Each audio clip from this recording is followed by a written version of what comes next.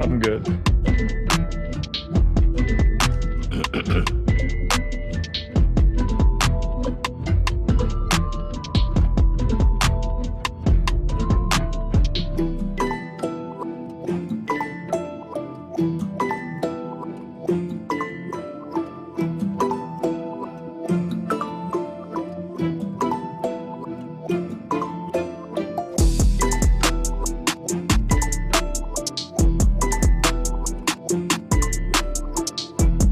And we are live. Welcome to MLB Live Before Lock. It is Monday, September 12th. I am Josh Engleman. I am joined by Adam Scher. We are brought to you by BetMGM. We'll talk about them in a bit. We got a 7-game MLB slate to break down here, locking at 6:40. So be ready for that one. Before we do anything, like button, subscribe to the channel, hit the notification bell so you know when everything goes live. Follow us both on Twitter too. That would be great.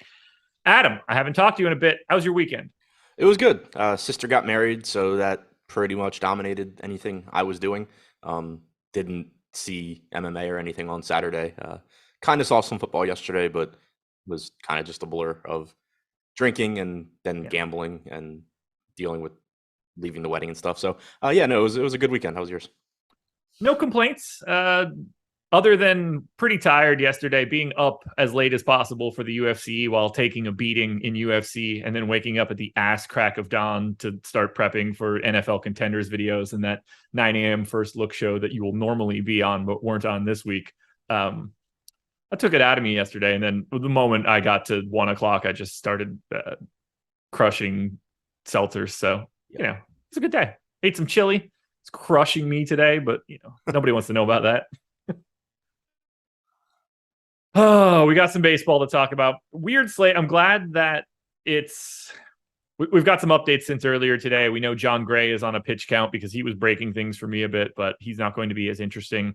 I do have one guy that is legitimately breaking things that I'm quite curious what your thoughts are going to be, but I'm ready to just sort of dive in, break it down. I know you have not. Normally, you would have been on this strategy show already, but today is not that day. So this is going to be a fresh look for you and a fresh look for everybody that's watching. Yeah, fresh look for me. And then, also with most lineups being out, I'm going to have Cruncher running. So I'll get a decent idea during the show of where I'm actually ending up at. I obviously haven't really been following baseball too much recently. When is Mookie Betts really playing second base? I have no idea. Is he he's second base outfield on DraftKings now. That should be interesting, right? Let's go ahead and pull up the old fan graphs. Can he play second base? I mean, he did like in the minors when he was 10 years ago. This is going to be fascinating. All right, Mookie Betts. What the hell are the positions? There we go. Second base, 2022. He's played he started 4 games at second this year for the Dodgers. Started 5 last year. He's played 6 games at second this season as well. That's kind of crazy. Yeah, so I mean, I vaguely remembered him playing there, I guess, last year, but didn't realize that had been happening again this year. Played 14 games at second for Boston in 2014. That's the most he's ever played.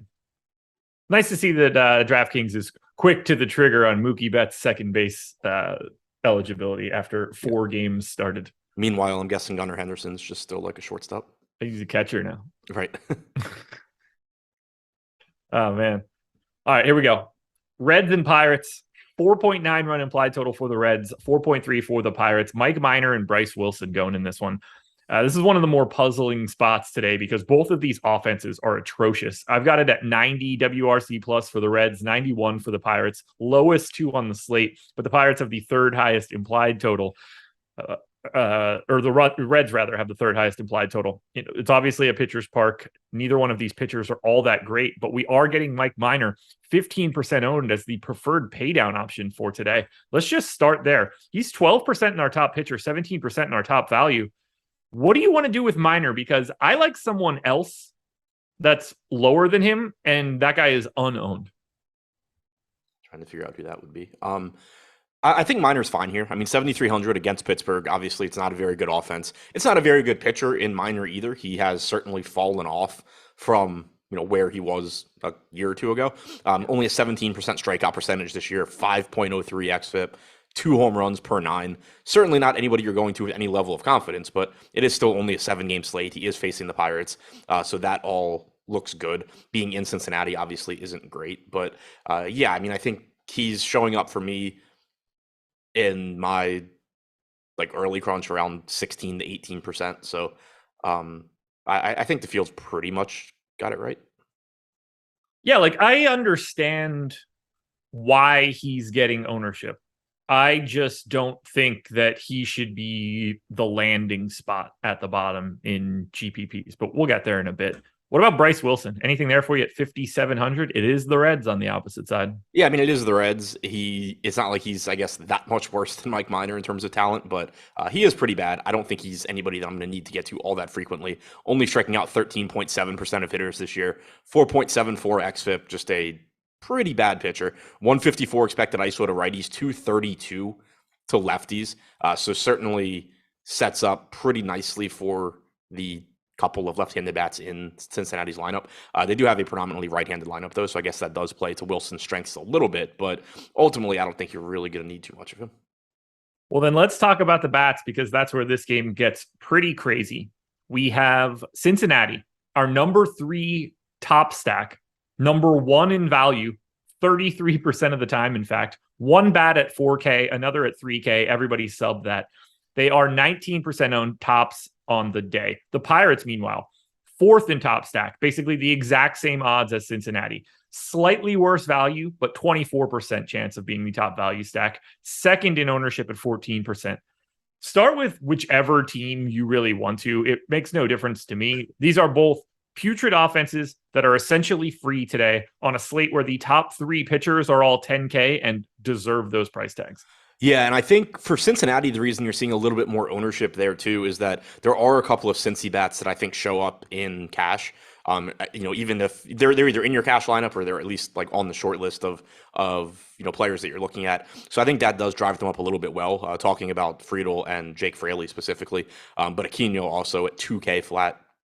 Hitting fifth is a pretty useful piece. So I think that's why you're getting a little bit more ownership there. They are going over owned relative to their top stack percentage. But we've talked about it a lot before. When you get a team that's offering as much value as Cincinnati is, that does need to be factored in at least somewhat. You can't just purely look at it and say like, oh, they're going over owned, I'm not going to go there, because you have to keep in mind that the value component is going to let you build better lineups around them also. So I do think that they are probably more popular than they should be, but also probably not by that wide of a margin, just because they are so cheap and they are in a good spot here against Wilson. Yeah, for right now, like I understand why the ownership is coming in. I'm still getting to these guys. I have 12% Reds at this moment, 15% Pirates. So that's a bit under the field, with the Pirates slightly over the field. But it's different for me for stacks. Only 3% of my 5-man stacks are Reds. That's got to be a very low number in comparison to their current ownership. Pirates I have at 8%. I do like the Pirates slightly more than I like Cincinnati in this one, but not by anything crazy. I do like the idea of getting on the opposite side of some of Mike Minor's ownership. Clearly, a bunch of cash options are available here. It's just going to be difficult to avoid all of these basically free players for today. What's your expectation just as you look at it? Are you leaning more towards something in the vein of what I've got going on, where you're still getting to these guys, in the neighborhood of their ownership, but maybe a little bit dialed back in terms of stacking? Yeah, I think that's pretty likely. I just updated it so like my version of the top stack tool that does incorporate value, still the Reds showing up at like 11%. So I have them going pretty drastically over owned. So I think that it's gonna just end up being that I use them here and there with lower owned teams to, kind of round out lineups more so than I just 5-man stack them a lot. Okay. Yeah, this is just a tricky one, but there's just infinite value. I don't even know what we could do to like fix this. But when we pulled this up this morning to break this one down, I was like, oh my God, are we really going to be playing like 30% of Reds Pirates today? What an awful sweat this would be. Can you imagine if this was like the late night hammer somehow? You were trying to sweat something and you don't even know who like 7 of the guys are on both of these teams. Speaking of not knowing who guys are, a reminder that Spencer Steer actually appears to be a good hitter. Yeah. Jose Barrero, 65 WRC plus in Steamer. Chucky Robinson, 75. Sounds like a made-up person. Jason DeLay, 62 WRC plus here. Only 3 hitters in the entire game are north of 100. Steer, Fraley. Yes. Reynolds? Next one. Yeah. Reynolds gets it by a mile. Right. Steer and Fraley are just sneaking over the top. A couple 99s and stuff too, but this one's gross. Really, really gross. But I get it. The value is there. Anything else you think that we should be touching on here for Reds and Pirates? I mean, I guess, we did spend most of the time talking about Cincinnati. The Pirates do look fine as well. They're just not going to show up quite as much as Cincinnati is. But Brian Reynolds at 4,700 in Cincinnati is going to look really good. Kevin Newman is pretty cheap with multi-position eligibility. Michael Chavis, I think, is the cash first baseman. He's who I currently have at least. Also have Castro, who's hitting third. So yeah, I mean, both of these teams, they're just going to be teams that I think, at the very least, you're kind of using as value to round out lineups. All righty. Well, let's talk a little bit about the schedule for the rest of the day. Coming up after this at 6:30, you will get the NFL Deeper Dive, breaking down Monday Night Football. They'll go for an hour. Then they'll kick it over to the NFL Live Before Lock crew, take you all the way up until 8:20. If you are playing this slate, you are in luck. MLB projections are free. So if you're still sticking around in these MLB streets, we are bringing you the goods. We've got projections for you. So make sure you are using them. And hit that like button, by the way. 340 people in here, 50 likes. Just looking good, but hit that thumbs up. All right, let's kick it on over to game number 2, Tigers and Astros. 2.9 run implied total for the Tigers. 4.3 for the Astros, Framber Valdez and Eduardo Rodriguez. Erod basically unowned because he's facing the Astros. Framber Valdez, on the other hand, 10,700, the most expensive pitcher on this slate, and now the lowest owned of the three 10K pitchers today. I will happily be getting to Valdez. I have a bit more than that 30% we're showing. I do have him as the second highest projected pitcher of these three. Guy goes deep into every game. This is a great strikeout matchup. There's really not much to hate here for Valdez. No, not at all. The only thing I think to dislike is that he is expensive and he just doesn't give you the same sort of strikeout stuff that Spencer Strider in particular does. But like you were saying, you're not getting quite as much ownership going there either. So it's a way where I wouldn't say Valdez is going under-owned, but he's still just getting less than them. So within individual lineups, if ownership is a problem, getting to him and just hoping that you get that 7 to 8 inning start from him. Maybe Spencer Strider, pitches like a normal human and only scores like 20 DraftKings points or something. So it's difficult to prioritize Valdez, I think, over those guys, but he's getting the least amount of ownership. It's a fine spot, 2.8 implied run total for Detroit. And it's not like he's a horrible strikeout pitcher, still about a 23% strikeout percentage this year, on top of being just absolutely elite at getting balls hit into the ground. Oh, man. Is this guy going to get another quality start? Does he still have that streak going? Yeah. Because I know it came close last time out, but I think there were like unearned runs and stuff too. I'm like 99% sure that he does. I answered way too confidently for like now that I'm thinking about it, but I'm pretty sure that he does. 2 earned, went 6 2/3, so still chugging along. 11 Ks in that matchup against Texas too. 3 out of his last 5 starts are against Texas. Yeah, I knew he had a lot of strikeouts. Yeah. So I like the idea of getting to Valdez. There's so many free bats that like paying up for him at 10-7 does not appear to be all that problematic. I like that he's the lower owned of the 3. That's allowing me to get to even a little bit more. So I have 40%. I'm going to have a lot. The whole public is going to have a lot of those top 3 guys. So I don't think I'm really adding anything. Is there anything you would want to say about Erod? No, I mean, he's not getting ownership. Like, I think he's one of those examples where he's getting less ownership than his chances of success, but his chances of success are also really low. And so I don't think he's going to be any sort of a priority. I mean, we have him with an 11% chance of being a top 2 pitcher, 2% ownership. I'm in that ballpark as well.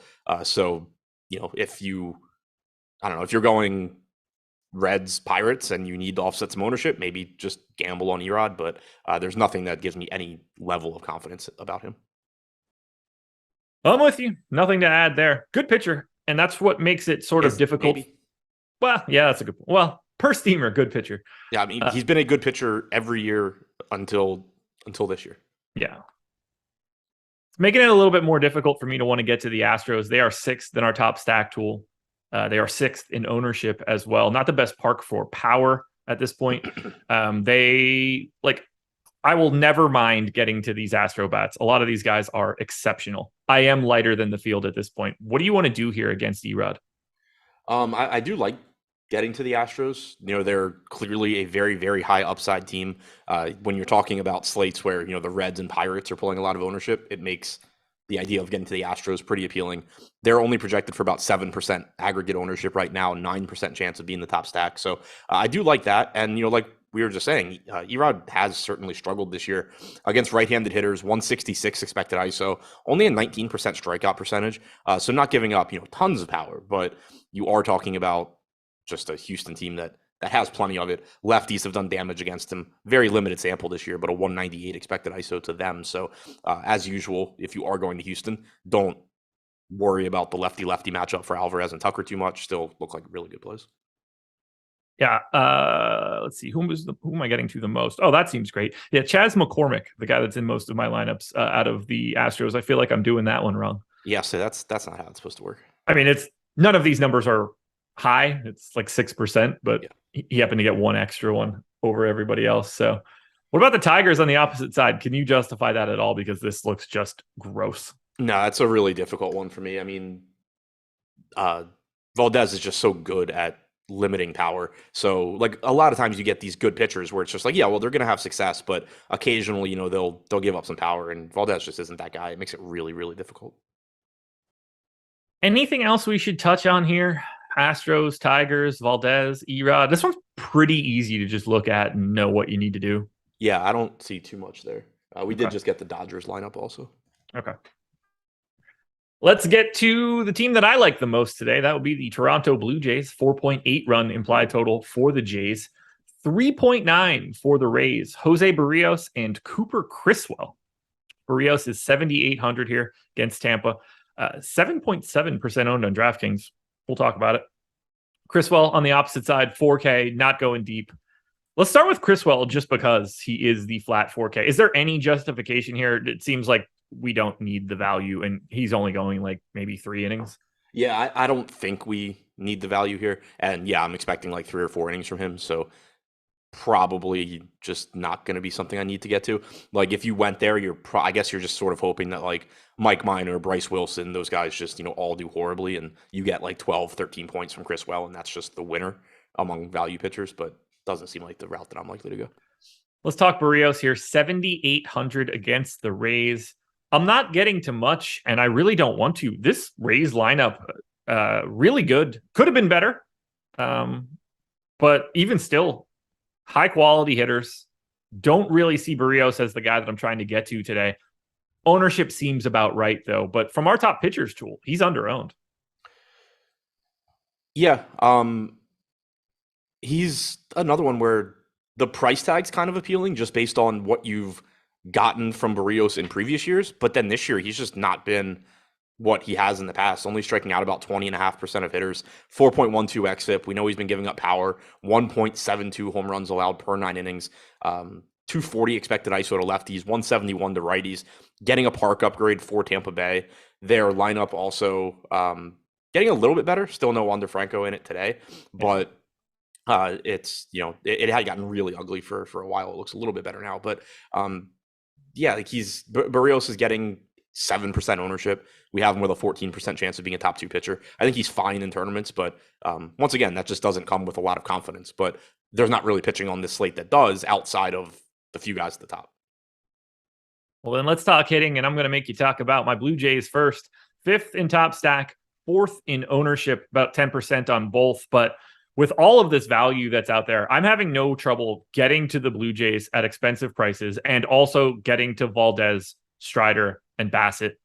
I'm happy to fill out my lineups with the Reds and Pirates of the world. I like Toronto. I usually do. We could have the same sort of conversation about the Mets or the Dodgers, but the Blue Jays are the team that I'm getting to. Yeah, I think I'm there with you. They look like they're going a little bit under-owned, not offering a lot in the way of value, but like you were saying, you have enough mid-range pitchers, you have enough just really, really cheap bats that I think you're still going to be able to get to Toronto.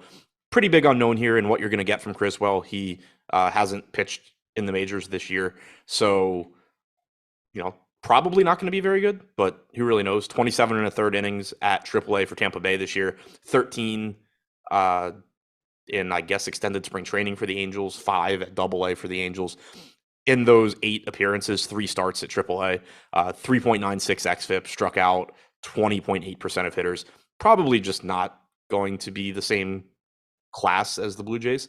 I think at the very least, there's a massive ceiling.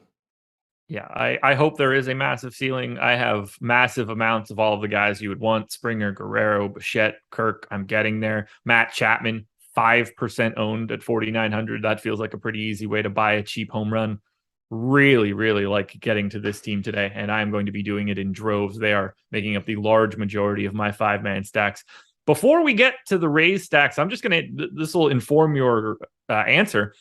Eric with the super chat, he said, how would you feel about a Rays 5-man with Reds 3-man paying up a pitcher for both spots? Thank you, gentlemen. Seems totally fine to me. Yeah, looks good to me. Yeah, 7% top stack odds is 7th. 5% ownership is 9th. So I see some positive leverage there. Get on the opposite side of a little bit of Barrios ownership. I don't love Tampa. I'm basically neutral to them. Steamer tends to like Barrios, so it makes it a little bit harder, but there's absolutely nothing wrong with going to a 5-man Red stack today. Or sorry, a 5-man Rays stack today. What do you think about the Rays? I think same boat as you. Like, I do like getting to some left-handed power against Barrios. There's not a ton of it in this lineup, though. I think G-Man Choi at 2,500 seems pretty appealing. David Peralta at 2,900 seems fine. Rosarena from the right side, Harold Ramirez from the right side. They have some power as well. I do like that it's a positive park shift for them. But I think individually, it's really, looking at that G-Men Joy in particular. Guess it seems like the public is still respecting Barrios here with the 3.9 run implied total for the Rays because I think their lineup is strong. I've got it grading out as the fourth best lineup on the slate, 116 WRC plus. Would have been nicer to see Franco in the lineup, but this looks completely good to me. I have a bit. They're not the most fun team to stack because of Ramirez and Choi. I think you just mentioned that. And then you get three straight outfielders. So you get that second catcher, shortstop, 7, 8, 9. Makes it a little bit more difficult to really want to prioritize that bottom piece of the lineup. But I have this game, but I have more Toronto than I have any other team on the slate. Anytime that I can get 22% Vlad when he's 10% owned, like that's just, I'm good for that. Yeah, nothing wrong there, especially at home too.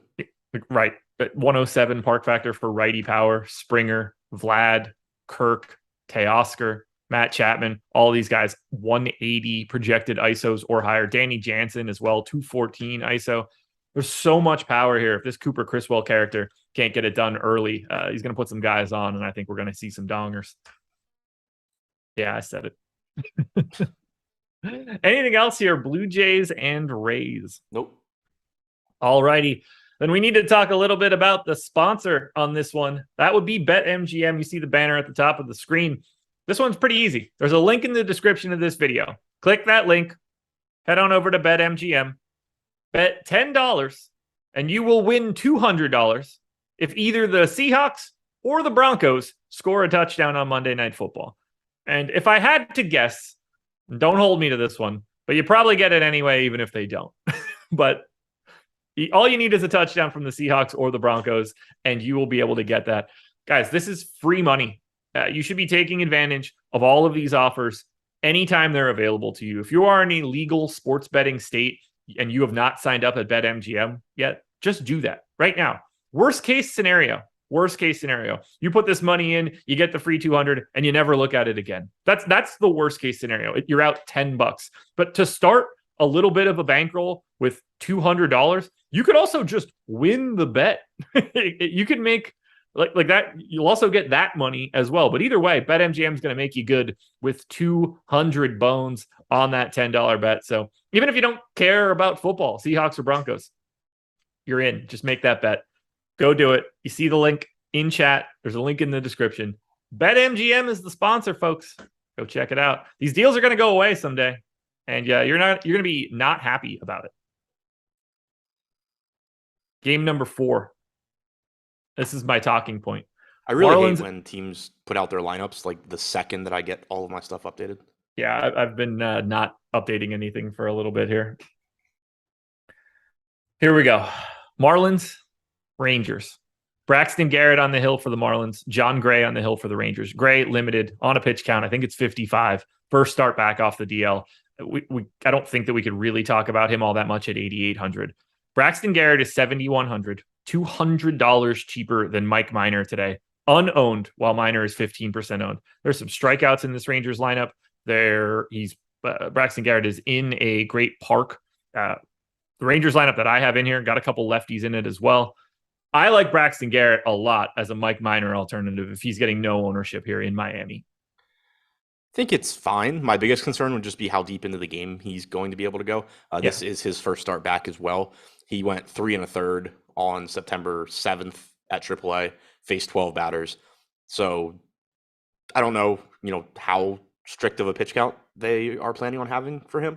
But I do agree with you that he's a good enough strikeout pitcher. Like, he's clearly a better pitcher than Mike Minor.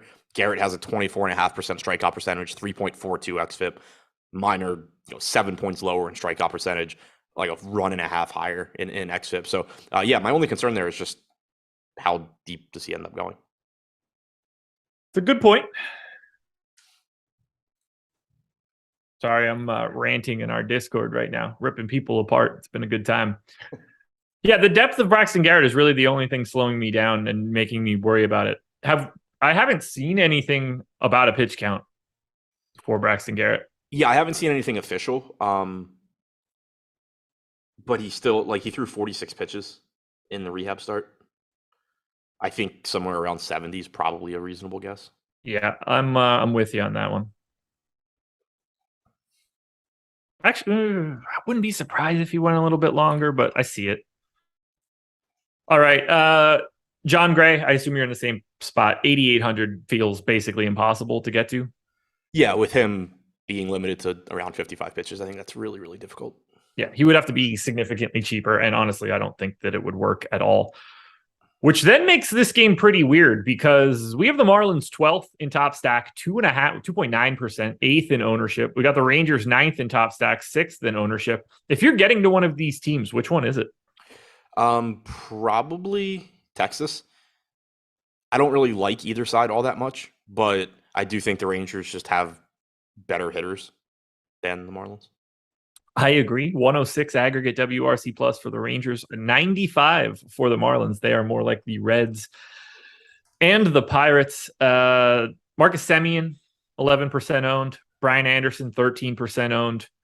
Not a lot of ownership coming in on either side of this one. Were you getting to either one of these teams in your crunches? Not sure. Good answer. That'll work. I am not. So I got to 3% Marlins. That is less than what we're seeing from an ownership perspective. I got to 1% Rangers. That is quite a bit less than what we were seeing here. This game is basically a cross-off for me, depending on how long you think Garrett goes and if you want to get away from Viner. Otherwise, like I don't need it at all here. Yeah, I mean, I think that's reasonable. Again, if I do get there, I think I'm probably getting to the Texas side first. I'm rerunning everything again now that we got the Braves lineup. Alrighty. Let's see. Is there anything else we could really touch on here? I would like to try to grab a little bit more anything, but I'm finding it very difficult to talk about this game. Yeah, I mean it's a good park for pitchers. It's two good pitchers that I'm not really looking to go out of my way to take bats against. Garrett this year, 176 expected ice, or that's Trevor Rogers. Garrett, 152 expected ISO to righties this year, sub 100 expected ISO to lefties. Certainly not excited about taking bats there. Alrighty. Let's take it over to Mets and Cubs. 5-run implied total for the Mets, 3 for the Cubs. Chris Bassett and Javier Assad. Assad is unowned today at 6,500. Chris Bassett, on the other hand, is owned and owned quite a bit and should be, as far as I'm concerned. 10K in an incredible strikeout matchup, and he's 52% owned. I have 50%. I'm going to have something in that neighborhood as long as we move this forward like it is, but both he and Strider are north of 50. After that, we get everybody else. For right now, I'm happy to get to Bassett. I think he looks great. I'm just curious where you land. Yeah, completely agree. I think that he's certainly one of the pitchers that is just on a different tier than pretty much everybody else. Good strikeout matchup against the Cubs. There are some weather concerns here, but it looks like the rain's likely to hold off long enough that it probably won't affect Bassett. So at least right now, I'm not overly concerned about that. And yeah, I mean, there's some power for the Cubs, but also plenty of strikeouts. Good park to pitch in New York. 2.8 implied run total for the Cubs. Bassett so far this season striking out 23% of hitters, 3.6 xFIP.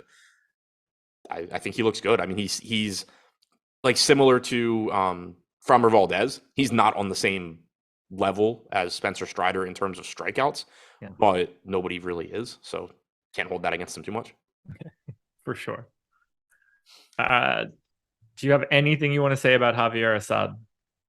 No, I guess the normal. We've talked about him previously when he pitches. He seemingly has gotten a lot better this year than in the past, at least at the minor league level. His numbers are a lot better. Hasn't really translated to the majors yet in a limited sample. Only striking out 16% of hitters, 4.64 xFIP, walking too many guys, allowing 1.25 home runs per 9. Pretty likely that he's either never a major league pitcher or at least right now isn't quite cut out for it.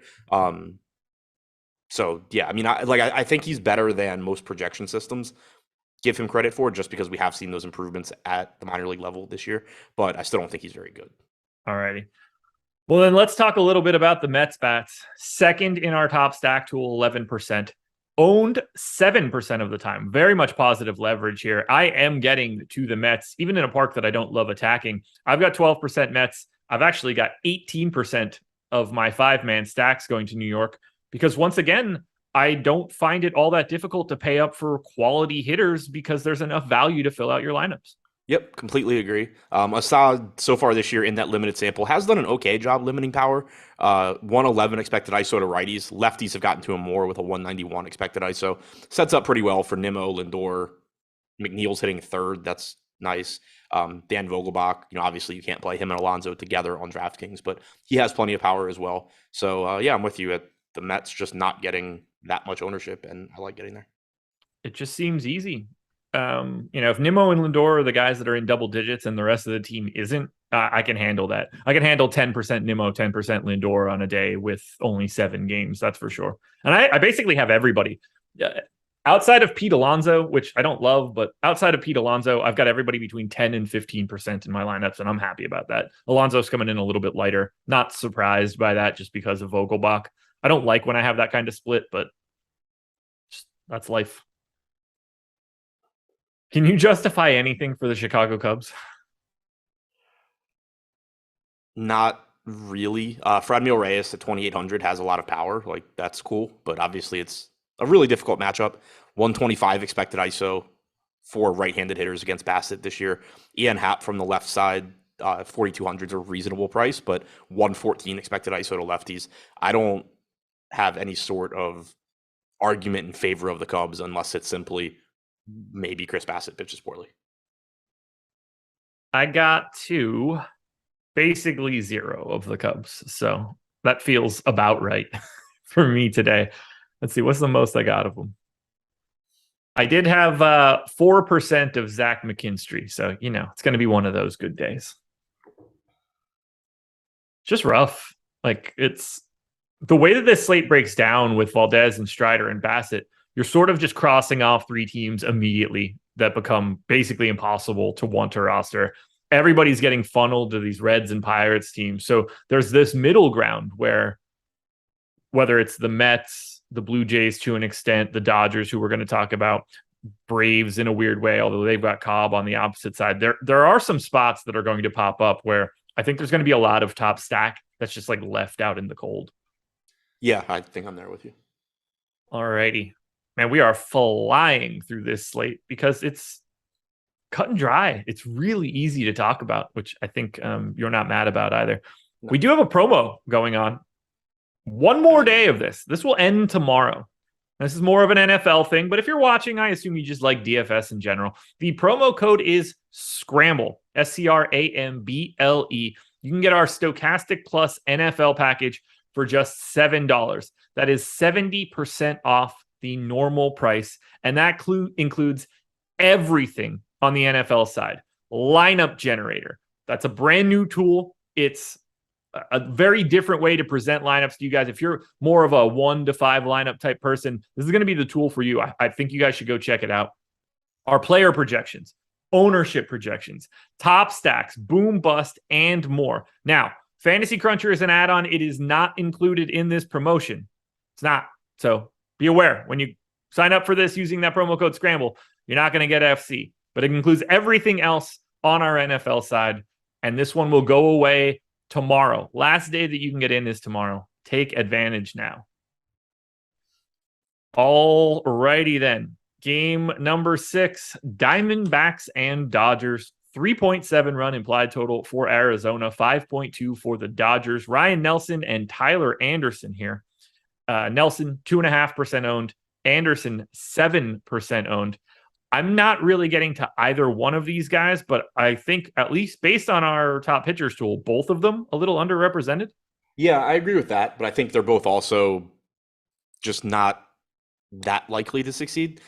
They're just kind of in that range where, if you need to offset some hitter ownership, you can go to either guy. I have them both going under owned as well, but you're also, comparing Tyler Anderson with an 18.5% strikeout percentage and a relatively difficult strikeout matchup against the Diamondbacks with somebody like Spencer Strider or Bassett or, Framber Valdez, like all these guys clearly being better. And even though they're not the same price, you have so much cheap hitting you can get to that it is kind of still an apples to apples comparison. So that's kind of the issue there, relatively low chances of success, but also probably not getting quite as much ownership as they deserve. I have very little.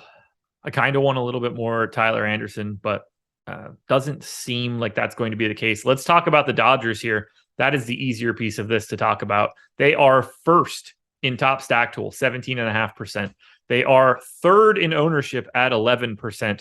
How do the Dodgers look for you today? I am not getting to as much as I expected to, but I am still getting, 8 to 10% Dodgers.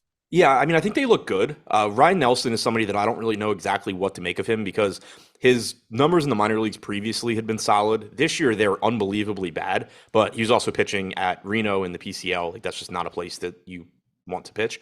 Yeah. So I do think that he's very likely better than his AAA numbers suggest. That being said, the Dodgers are obviously a really, really difficult matchup for him. Just a really good lineup, and they're likely to have success here. They are getting a little bit more ownership. They're getting like twice the ownership of the Mets. They also have a higher top stack percentage, but getting, twice the ownership of the Mets, getting a little bit more than the Blue Jays. So I can see getting to those teams maybe a little bit more just because they are lower owned, but I do think the Dodgers are pretty obviously one of the highest upside stacks. I wish I were getting a little bit more.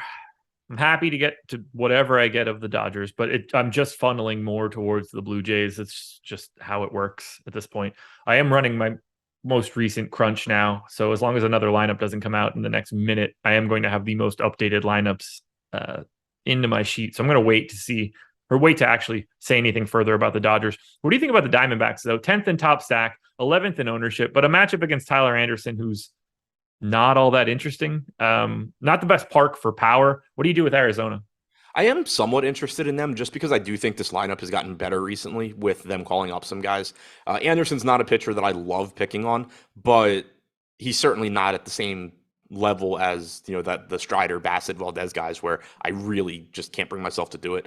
138 expected ISO to righties this year, sub 100 to lefties. Really has done a good job limiting power, but just not a lot of ownership coming into Arizona, about 4% aggregate ownership, about a 4% chance of being the top stack.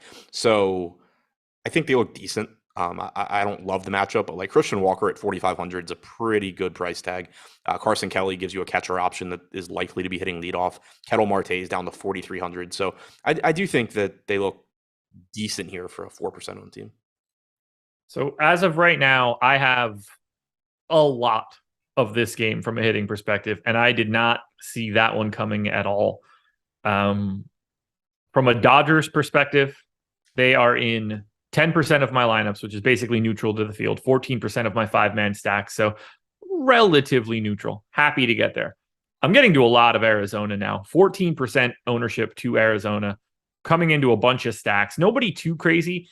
Stone Garrett at 19%, but a 3% owned bat, righty lefty, trying to buy some power at a cheap price tag. I'm not mad about it at all. From a hitting perspective, I'm getting here, and I like it. I'm happy to do it. Go Arizona, go LA. Yeah, no issues at all with that. All righty. Cash options here: Betts, Turner, Freeman, Will Smith. I guess they could probably sneak in just because of their talent. Yeah, Trey, Mookie, and Will Smith all currently in mine. Mookie having second base eligibility obviously makes him look a lot better. Oh, man. I mean, that changes everything for him, really. Like, that's such a drastic addition as an MPE to a leadoff hitter, is to go from outfield to picking up an infield spot. Oh, yeah, without a doubt. Gigantic. I also have 4.5% Tyler Anderson, in case anybody cares. You ready to close this one out? We're not closing out the show. We got about 15 more minutes yet before we're going to get out of here. But we got to talk Giants and Braves. This is a weird one. 2.9 run implied total for the Giants, 3.8 for the Braves. Alex Cobb, Spencer Strider. Strider, 10,100 projected for. At least he's priced like correct-ish. 10,100 against the Giants. We're getting better. Yeah, he's not 8,800 or whatever it was against the Rockies. Yeah. 57% owned. I like him a lot, obviously. I see all the top three guys as very similar. Strider, obviously, with a big ceiling, but, not a great strikeout matchup against San Francisco. And the Valdez and Bassett, we should expect them to go deeper on average than Strider will. Not that it's a huge gap or anything. Valdez for sure. Strider or Bassett to a slightly lesser extent. I'm getting to Strider. I'm a little bit under that 57% mark just because of Valdez being at 30, but I am really flat across these guys. The three of them are making up 160% of my ownership right now. I don't have anything else to add. If you think Strider's the best guy today, that's great. If you think he's third, he's still also great.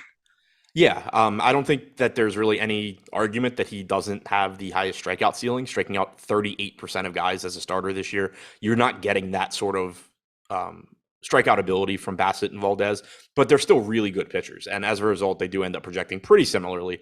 Strider number one for me, but not by a crazy amount. So, yeah, I'm with you. I think I'm still going to get to a lot of him. Obviously, he is getting a lot of ownership, but I think he deserves it.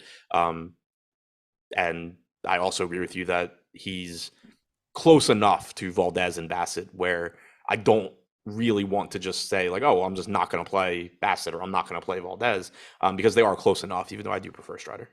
Yeah. Right now I have 59% Bassett, 53% Valdez, 47% Strider. Works for me. If Valdez somehow came up in ownership a bit, I think Strider would be the guy that gets the benefit there. That would work for me. But it's those three guys and it's everybody else. But one of those everybody else's is Alex Cobb on the opposite side here of Atlanta. 23% owned at 8K. Clearly a great park to pitch in if you want to try to dodge power. I don't think that this is like the best strikeout matchup in the world here for Cobb. He's a really good pitcher. I am not getting to him at 23% ownership.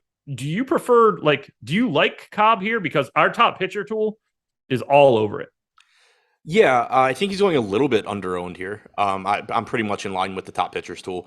8K is just a cheap price tag for him given his talent level. And then also, 24.4% strikeout percentage for him. That's not great. Obviously, it's good. But when you think about the alternatives on this slate, that is higher than Chris Bassett. It is higher than Framber Valdez. He is pitching in San Francisco against an Atlanta team that does have a lot of power, but will also strike out a bit. You mentioned this lineup not being great for strikeouts. I do agree with that. But yeah, I think it's just at 8K. Like Cobb to me is, and I don't know why I say to me because it's pretty clearly objectively true, just much better than Tyler Anderson, Jose Barrios, Mike Minor, Eduardo Rodriguez, like all of these other pitchers priced around him in terms of talent levels. So I understand why the ownership's coming in where it is. I think he is going a little bit under-owned still, even though it is a dangerous matchup against the Braves. Might need to make an adjustment or two to get a little bit more. I'm not happy with the lack of Alex Cobb that I'm getting here. Maybe it's too much respect for the Braves. I'm also not getting to the Braves. I'm certainly not getting to the Giants. Can you justify rostering hitters here? In particular, Braves 8th in top stack, 10th in ownership. Braves showing up around 5% for me in terms of top stack. We have them projected for 4% ownership. So, going a little bit under-owned, but nothing that really stands out to me. I think that the Braves have enough good hitters that you're just never going to be wrong if you decide to roster them at low ownership. But yeah, just really not a pitcher that I like to go out of my way to take hitters against. He's holding righties to a 100 expected ISO this year. Lefties just shy of 100. Really just power non-existent. Well, we have now taken a lap through this entire slate. We've got a little bit time left to go. I'm going to hit you with Anthony's super chat quickly. He said, tonight in single entry, would you focus on Mets or Pirates? Both, but Mets? Yeah, I mean, both. They're teams. They're two teams that probably actually pair pretty nicely together. But I like the idea of the Mets just because even in large field, we have them projected for so much less ownership than the Pirates. And then in single entry, you're just going to get even more ownership going to the Pirates.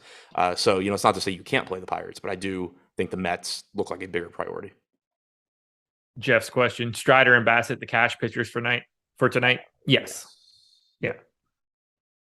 Like 50-something percent, and then Valdez at 30. It's just going to naturally be Strider and Bassett. I would probably get a little bit more Valdez than most people. I tend to be a little bit lighter on Strider and a little bit heavier on Valdez. I think that's just a projection quirk where their median projection looks pretty good because they go deeper in games. So like their natural raw number comes up, but Strider's right tail is just different. Yeah, and he's throwing over 100 pitches now too. Yeah. So I have bumped him up over his last 8 starts. He's a lot different than he had been earlier in the year. So I got him in for 5 2/3 now instead of the 5 1/3 that I had been giving him pretty regularly. I mean, nobody's running down Valdez unless it's Sandy. Those are really the only two options for guys that are going like just permanently 7 innings every time. Right. All right, let's sum it up for right now, and we'll take some questions. Who are your favorite pitchers for today? Tough one. Strider, Bassett, and Valdez. Yeah, it's hard to have a different answer. They are on a different level as far as I can see. Let's then go to favorite stacks, because I think that is actually a more interesting conversation to have. Yeah, agreed. So considering ownership too, I think Toronto, the Mets, they're the two that are probably standing off me the most. Dodgers up there as well. From a value standpoint, obviously Pittsburgh and Cincinnati are going to allow you to round out your lineups pretty easily. Based on what I have here, like I'm clearly going to get to Pirates and Reds. I love them as filler. Dodgers, Blue Jays, both standing out a lot to me. If I just look at my exposures right now, I have 21% of my stacks going to the Jays, 19% going to the Diamondbacks, 15 to the Dodgers, 15 to the Mets, 14 to the Dodgers, 12 to the Astros. That's all cool to me. I'm light on stacks for the Pirates and Reds, but I'm still close to neutral in ownership, a little bit behind on the Reds. The fade that I'm getting to right now is the Texas Rangers. I'm actually I still have everything crunching right now, so I'm not sure. But just from the way things are looking, I think there's actually a decent chance I get to a good amount of the Rangers. Interesting. Okay. What's leading you to that, do you think? I just have them going under-owned, and it appears like they're showing up quite a bit for me in Fantasy Country. All right. I'm going to start hitting on some of the questions that are popping up in chat. Uptown wants to know, who's your favorite leverage stack? Toronto.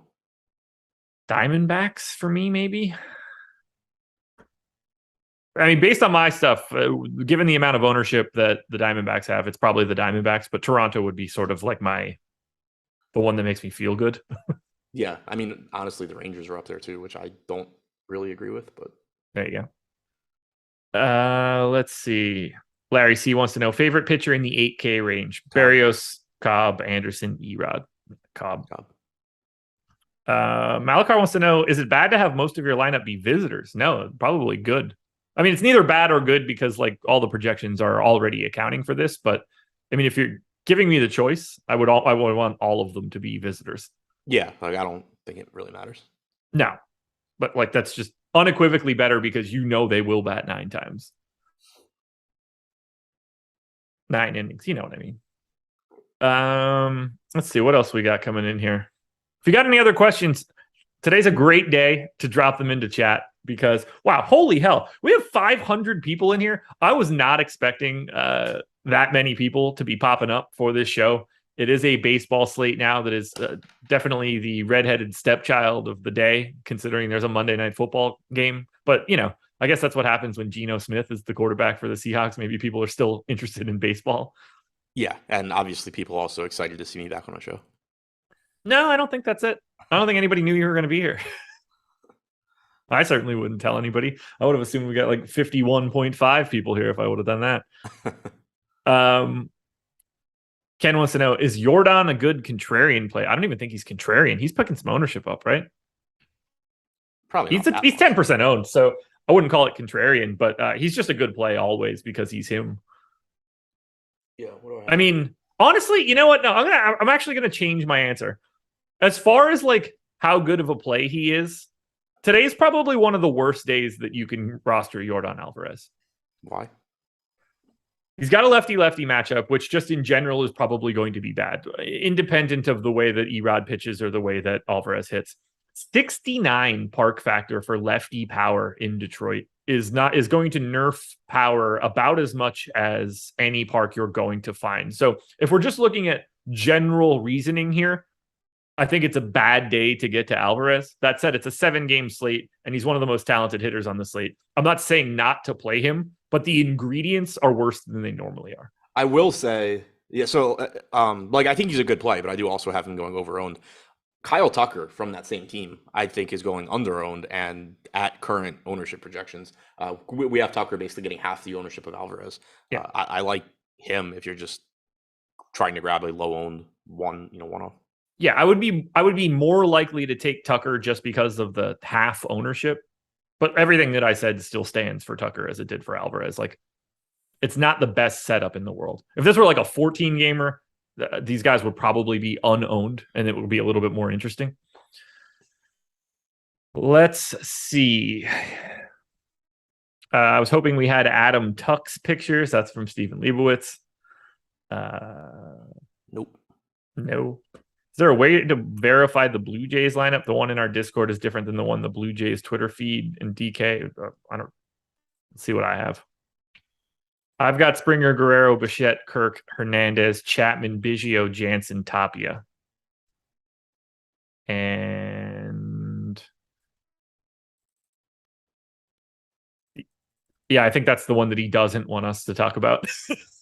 He's starting to think that one's not the legit one. But it seems to me that... Okay, so we put out a different lineup than that.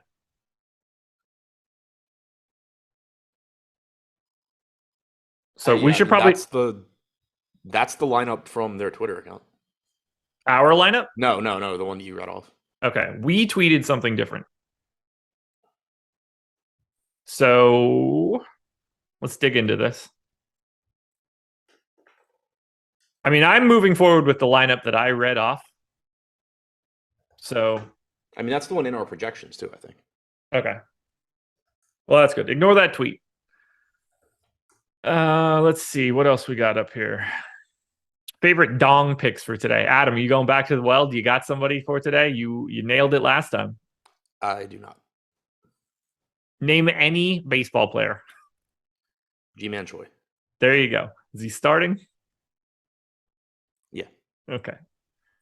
Do you think it's viable to fully fade Pitt Cincinnati while still having Strider Bassett type mix? No. Do you think it's viable to fully fade Pittsburgh and Cincinnati while still having Strider and Bassett type mixes? It's going to be harder. Yeah, I mean, what are you doing there? Going to like Miami,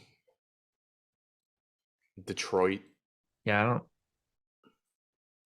Look, it's baseball and it's a 7-game slate. There are no no's into those types of questions. But I feel like you're probably making it a little bit too hard on yourself. Yeah, I mean, like it's definitely doable. You're getting probably Diamondbacks, maybe some Cubs, Miami, Tampa. Yeah, like I don't think it's crazy to do or anything like that. But like you just need a reason why. Like all those teams are cheap enough that you can still get that build. Yep.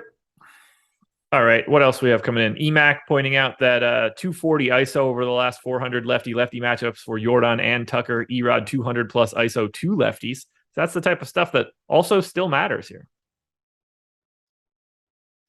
Can we see Adam's wedding haircut? We saw it, didn't we? Like Friday, Thursday, whatever day that was. I don't know, probably. When did you get the haircut? You didn't wear a hat or anything that night.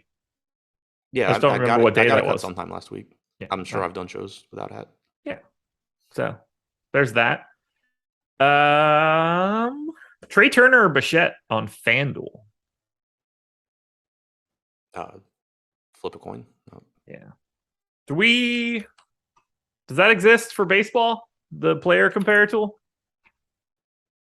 If it does, let's pull that bad boy up. If it doesn't, then ignore me. DFS. Oh, it does. MLB player compare. Oh, it's going to be just DraftKings, I think.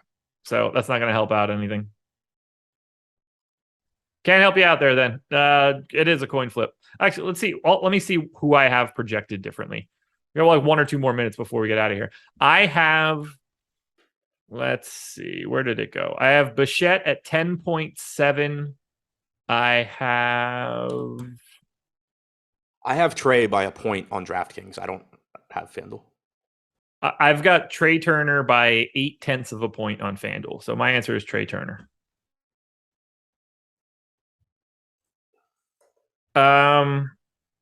Big facts and queen triggers. You know what I'm saying there? Who's your cash stack? I'm only saying this just to point this out moving forward. you don't necessarily want to look at it like that. A stack is going to be sort of like what potentially happens, but I wouldn't be going into a cash game thinking that you're stacking. Yeah. Yeah. I mean, I have hitters from the Dodgers, the Pirates, and the Reds. But it's not like, yeah, like I don't go in saying like, oh, I'm going to play the Reds here. It's just, you're playing the hitters that project the best, more or less. And it just, it's frequently going to work out where you have some sort of stack because they're all facing the same bad pitchers. But yeah, just not the ideal way to think about it, probably. Yeah. Yeah, that's an effect, not a cause for this like sort of discussion. That being said, Dodgers, Pirates, Reds. There you go. All right. Final question. $5,100 for an outfielder on DraftKings. I'm working on it.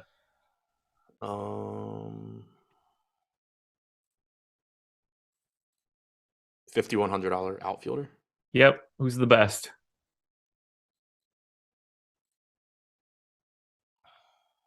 I'm going to go Brian Reynolds. I mean, I guess it's ridiculous that like Friedel and Fraley are up there. And obviously they're way less expensive. Yeah. If you're trying to be near that salary mark, it's Brian Reynolds at $4,700. Friedel, I have projected ahead of him at $2,800. Fraley, I've got ahead of him at $3K. I have Nimmo at the $5,100 mark, but he's a half fantasy point behind Reynolds for me. Factoring in ownership also, I think my answer is either Teoscar Hernandez or Brandon Nimmo. No issues there. Orestes Aquino is the guy that I have the most of, but that's also a chalk play. So yeah. I did just okay, go for it. Lineup, so I have some idea of what I have now. We'll hit everybody with it because we've got 9 minutes to go until lock, but we're gonna get out of here when you're done. Okay. Just need to update that. So pitching wise, I know where this is going. Yeah, nothing too surprising. Strider like 60%, Bassett 55%, Valdez 36%, Cobb 27%, Minor 15%, like 4% Anderson, 3% Rodriguez.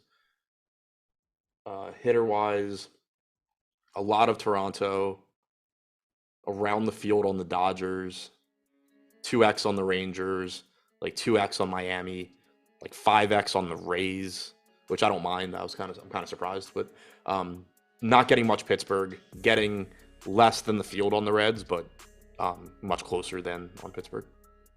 All righty. We're going to get out of here, everybody. So thank you for being here. It's been a good one. Good luck to everybody. We are out of here. NFL Deeper Dive coming up next. Peace.